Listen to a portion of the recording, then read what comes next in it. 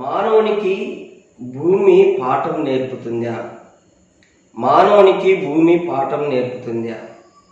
ఏబు గ్రంథంలో 12వ అధ్యాయము 8వ వచనాన్ని మనం గమనించగలిగితే, భూమి గూర్చి ధ్యానించిన ఎడల అది నీకు బోధించును, సముద్రంలోని చేపలను నీకు దాని వివరించును అని రాయబడినది. భూమి అన్ని గ్రహాల కంటే అనగా నక్షత్రాల కంటే అతి చిన్న గ్రహమే భూమి. భూమి కంటే పెద్ద పెద్ద జ్యోతులు, పెద్ద పెద్ద నక్షత్రాలు, పెద్ద పెద్ద గ్రహాలు ఆకాశ విశాలంలో ఉన్నవి. వాటిలో సౌర కుటుంబము, పాలపుంత నక్షత్ర మండలము, black hole, the centre attract లాంటి మండలాలు ఉన్నాయి.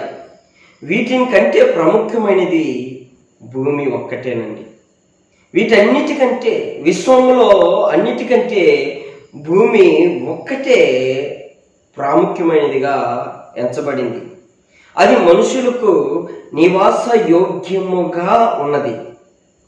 భూమి మీద దొరుకుతున్నవి గమనిస్తే గాలి, నీరు, నేల, ఈ విధంగా పక్షులు, జంతువులు, నేల ప్రాగు పురుగులు, వృక్షాలు, ఆహారం ఇచ్చు చెట్లు, నదులు, సముద్రాలు, ఎడారులు, ఎత్తైన కొండలు, పర్వతాలు, మంచు పర్వతాలు, ఇచ్చే పుష్పాలు, పువ్వులు, రకరకాల అందాలు, మేఘాలు, ఇవన్నీ భూమి మీదనే దొరుకుతాయి.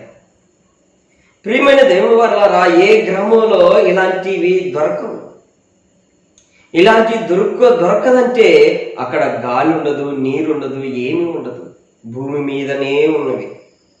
ప్రియమైన దేవుని వరలారా, ఇంకా మనము వెతికితే బంగారు, వెండి, రాగి, వజ్రాలు, ముత్యాలు, విలువైనవి భూమి మీదనే దొరుకుతాయి. అలాగనే పెట్రోలు, డీజిల్, ముడి సరుకులు భూమి మీదనే దొరుకుతాయి. అలాగనే గ్యాస్ భూమి మీదనే దొరుకుతుంది. మనం అనుభవిస్తున్న ప్రతిదీ అనగా ప్లాస్టిక్, గాజు, రబ్బరు, ఇనుము, ఈ విధంగా ఉక్కు, సిమెంటు, సిల్వర్ భూమి మీదనే దొరుకుతాయి. అంటే భూమి మీద నివసించుచున్న ప్రతి వాడు భూమిని చూసి నేర్చుకోవాలని చెప్పాడు.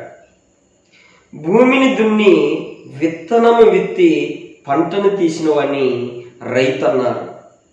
అలానే భూమి మీద వృక్షాలను పరిశోధించి వృక్ష శాస్త్రం అన్నారు.